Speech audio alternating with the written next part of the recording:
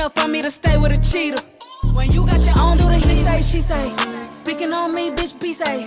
Big cake like it's my B-day, ayy. Running up a bed like. So, excuse my setup. I know it's a little different. As far as viewing wise, I kind of just made a makeshift stand for my stand. But, yeah, and I can't turn it. Whatever, yeah. But, I just kind of want to talk or speak on some of the events that have happened as of late. I would like to start with you, Jew Breeze. It's never been about the flag. It was never to disrespect the military. Y'all made it about the flag because he chose to kneel during the national anthem, whatever it's called. However, you choose to look over the topics and the things that we are voicing our opinions and voicing our concerns about so that it justifies what y'all feel and what y'all say to be correct. And I'm not saying that there's a right side, there's a wrong side. However, when there's a life that's involved and that life is no longer present, where that life had children involved, that life had loved ones that they would no longer get a chance to see, and it wasn't due to an illness, it wasn't due to a freak accident, it wasn't due to a natural disaster, it was due to someone else taking another man's life. Now, I'm going to go on and say again, it was never about the flag. And if you really want to get technical, black people are more American than you will ever be. And I say that because we were taking, our great ancestors were taking from the motherland, brought to an unknown area, an unknown land. We were enslaved, we were raped, we were beaten, our children were fed to alligators, our children were taken from their mothers minutes after birth, our children were separated from families. It's so much that was done to our ancestors that you people are feeling that, oh, we're just protesting because George Floyd lost his life. True enough, he's playing a big part in it. However, his death was the straw that broke the camel's back. His death was the final, that's it. His death was the final, how much more do we have to take? His death was, enough is enough. However, the looting, the rioting, I'm not saying I totally agree with what is going on with that. However, I don't care. They burn that bitch. They burn this bitch down. I don't care. I don't. Don't get me wrong.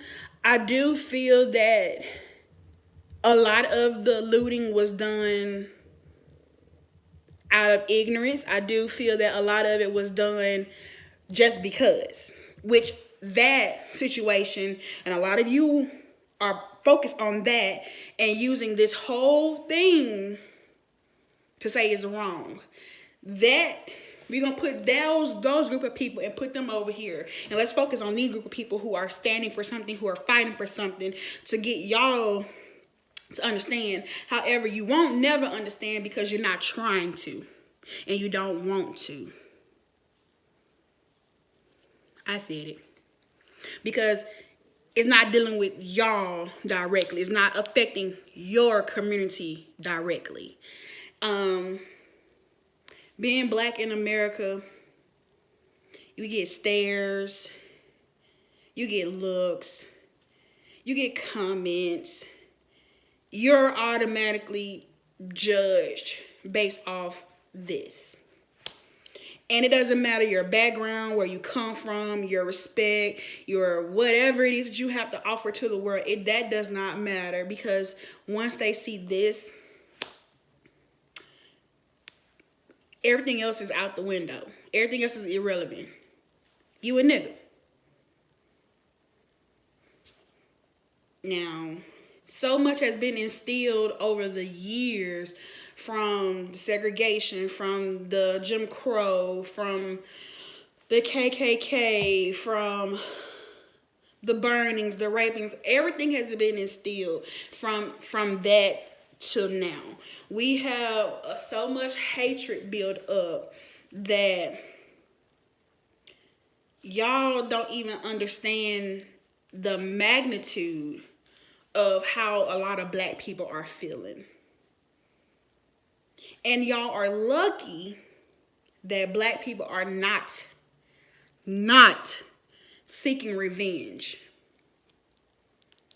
You are only lucky that we are trying to get our voices heard. We're trying to get the same equality that y'all have, the same look that y'all have, the same opportunities that y'all have. That's it. And y'all don't understand that when we have kids, when black people have kids, we have to have a conversation with our children, girls and boys. Y'all don't have to worry about that conversation to your children. You don't. You don't have to worry about telling your son how to act as a black man. But how do you act as a black man? Because when we are silent, that's the issue. We're still getting killed. We're still getting arrested. When we're standing for something, there's an issue. Hands up, don't shoot. Still, lives are being taken that way. So how do you act as a black man? How do you act as a black woman? And I've personally never really been in trouble with the law, but just the fact that any situation that you see all the names that have been in could have easily been me or you. And like I stated, I don't really, I'm the type of person where I stay to myself. I stay out the way. You fuck with me, I fuck with you. You don't fuck with me, I don't fuck with you. I will reach out for so much, but after a while, if I feel that I am bothering you or annoying you, it's nothing for me to be by myself. But I kind of off track with that. But I say that because, like I stated, you never know if it's you that could be affected. You never know that you could have been Sandra Bland. You could have been Breonna Taylor. You could have been Mr. Arbery. You could have been Mr. Floyd. And the list goes on and on and on. But the outcries that black people are trying to get you to understand is that y'all want to holler all lives matter, but they don't. They only matter when it's dealing with y'all. All lives do not matter, because if all lives matter, us saying that black lives matter, it wouldn't be a problem. Because y'all hate us, and we see it, we feel it, we know it. And I'm not saying it's not all people. It's not. But those that have that hatred in their heart and teach it, we see it, we feel it. All lives don't matter, because on top of that hatred list is black people, then it's Mexican people, then it's the Arabian people, and then so on and so forth. But if you ask me, I feel that a lot of white people are the ones who are causing a lot of havoc in the world. Y'all are the biggest terrorists that there is. If you go back and look at all the school shootings, the club shootings, the concert shootings, white people. When you go back and look at, even back in the day, when you go back and look at those who are in black people's faces and shouting and spitting and doing all the nastiness, that y'all treat animals better than y'all treat black people. A dog's life is valued higher than a black person's life. And if I'm wrong, please tell me wrong. However, I grew up in the South, baby. Born and raised in Mississippi. Now I'm in Georgia. I see it. And in some situations, I have been directly affected by racism. And some I have not. But I see it. I want y'all to look up Emmett Till. The young man was from Chicago, visiting his family in Mississippi. Maybe about 2.5, 3 hours from where I originally grew up. He was visiting his family. Went to a corner store. Get a snack. A white lady lied on this young man and said that he whistled at her. Y'all know what I mean. Like,